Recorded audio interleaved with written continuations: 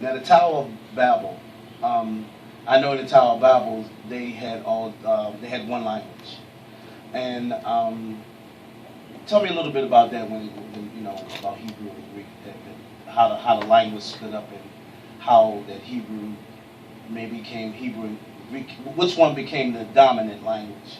Okay. Out of, During Noah's time, when God told Noah to build the ark, of course he built the ark, and God flooded the whole earth, to Right. cleanse the earth. right. When the ark landed, what God instructed Noah to do and his sons was to replenish the earth. Mm-hmm. Noah gave them an edict to go out. Noah had three sons, Shem, Japheth, and Ham. Mm-hmm. Ham represents dark, black, Right. and lovely. Right. Shem, the Jews. Right. Japheth represents white, European. Mm-hmm. They got together. They were supposed to distribute themselves and their peoples in the country, but they decided to stay together. Okay. So God had to confound their language in order to force them to separate, to populate the world. Okay. So them in the Tower of Babel, they was trying to make a name for themselves. I remember the scripture said that they were trying to make a name for themselves, meaning that they just wanted to show God, look, I can do this. Mm-hmm. We don't really need your help. Mm-hmm. We'll make a pathway to you, which Amen. is a sort of religion, Exactly. where men try to make a pathway to God instead of God coming to us, Right. and God actually comes to us through grace in Jesus Christ. But tell me more about this. And a Tower of Babel. So God separated them, and they had to distribute themselves throughout the land. So they developed different generations Okay. of the different sons. The three sons from Noah. Noah means rest. Right. His sons distributed and populated the whole world. Okay. Gentiles, Jews, and Europeans. Okay. Which really Gentiles are the encompasses of all the things outside of Hebrew. Okay. Outside of Noah, because Noah name means rest. Right. So we were supposed to rest in the oracle and the orders of God. Okay. But when they didn't do that, he separated and expanded them throughout the land. And the languages took their own birth individually in themselves. Okay.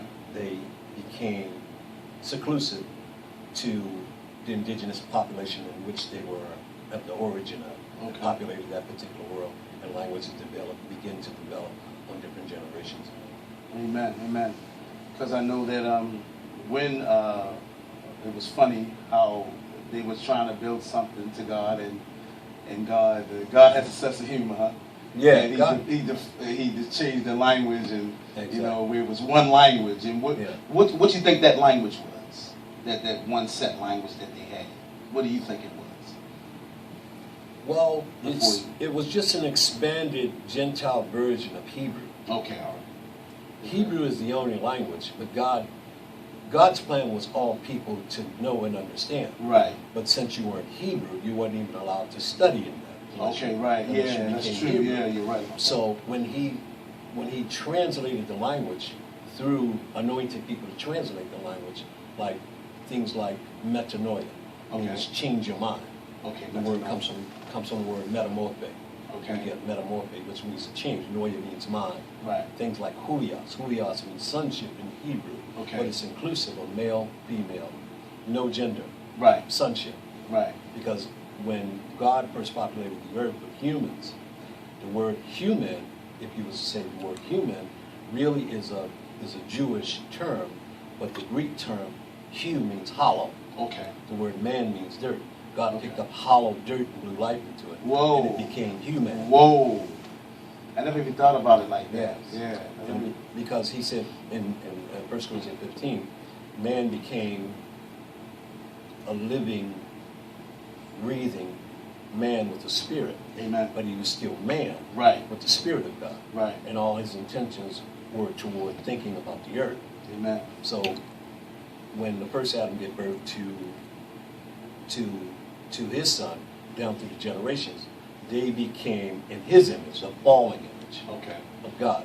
So all their tendencies was toward the earth. Okay. It wasn't toward God.